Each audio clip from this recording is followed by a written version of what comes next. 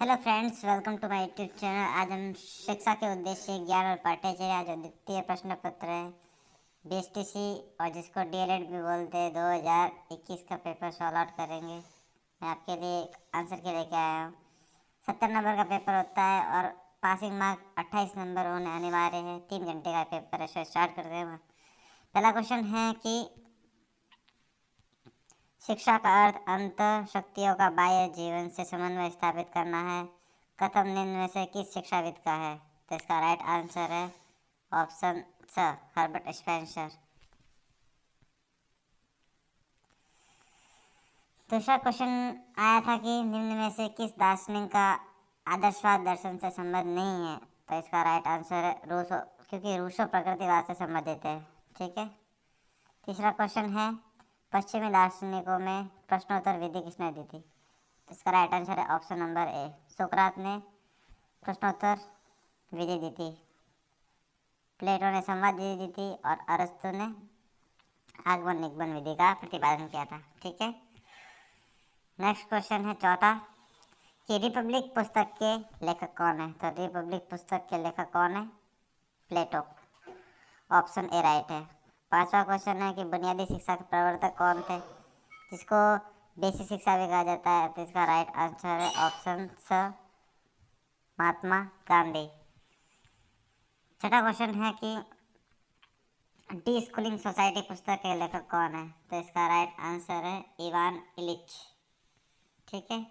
फिर दोनों नंबर के क्वेश्चन पूछे थे। सातवां पूछा कि एनसीएफ 2005 क्या है? मूल अवधारणा। एनसीएफ 2005 बाल केंद्रित थी और इसमें रटन प्रणाली से बालकों को मुक्त कर स्वयं करके सीखने पर बल दिया गया था।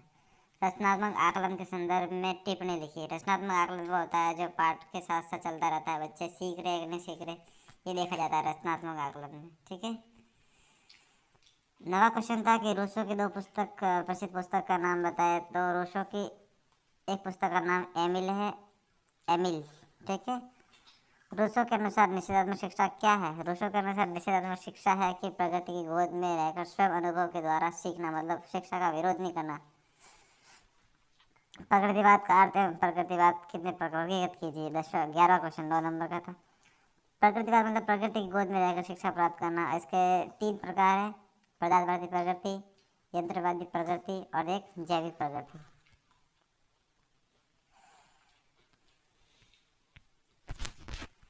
नेक्स्ट क्वेश्चन है कि जॉन डेवी के अनुसार प्रगति विद्यालय के क्या लक्षण हैं?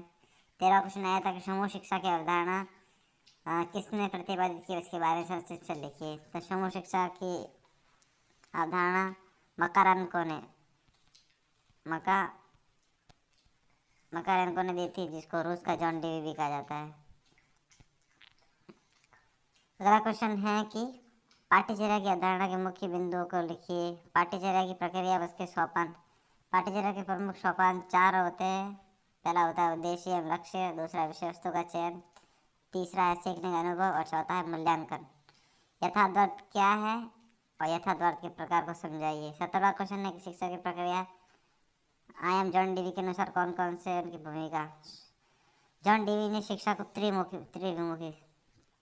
त्रिविमुखी कहा है, जिसमें शिक्षा के 3 आयाम हैं, विद्यार्थी, शिक्षा, शिक्षक और एक समाज। ठीक है। बौद्ध परंपरा में शिक्षा के उद्देश्य और शिक्षा के स्वरूप क्या है लिखो। वैदिक परंपरा में शिक्षा के उद्देश्य को स्पष्ट किया जाता है, शिक्षा के स्वरूप पर टिप्पणी लिखो। 20वां क्वेश्चन था 37 नंबर के। रविन्द्रनाथ टैगोर के शिक्षा दर्शन को स्पष्ट करते हुए उनके विद्यालयों के स्वरूप तथा पाठ्यक्रम की समालोचना कीजिए।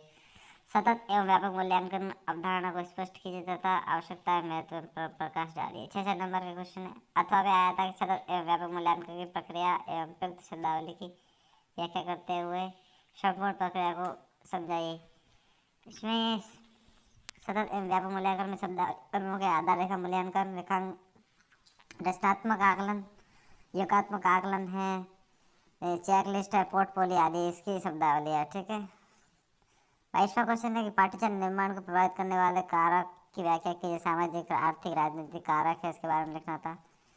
23वां क्वेश्चन है कि पाठ्यचर्या निर्धारण के प्रमुख आधार 3 ही है, मनोवैज्ञानिक, सामाजिक और एक दार्शनिक आधार। इनके बारे में एक समीक्षा करनी थी। 24वां क्वेश्चन है कि इवान इलिच की सीखने की अवधारणा को स्पष्ट करते हुए उनके शैक्षिक दर्शन की समालोचनात्मक चिंतन लिखते हुए बताइए कि वर्तमान में उनका शैक्षिक चिंतन कितना प्रासंगिक है।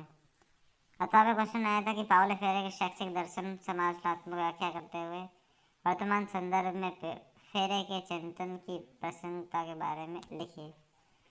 लास्ट क्वेश्चन आया था कि महात्मा गांधी की शिक्षा की अवधारणा को स्पष्ट कीजिए। बुनियादी शिक्षा पर आप अपने विचार। बुनियादी शिक्षा महात्मा गांधी दी थी, जिसमें 4 और 5 सिद्धांत दिए थे, 4 से 5। स्वावलंबन शिक्षा, हस्तकौशल का विकास करना चाहिए, नागरिकों को सुनागरिकता का विकास करना चाहिए। और उन्होंने एक सिद्धांत दिया था बुनियादी शिक्षा के अंतर्गत कि 7 से 14 वर्ष के बालों को निःशुल्क अनिवार्य शिक्षा दी जाए।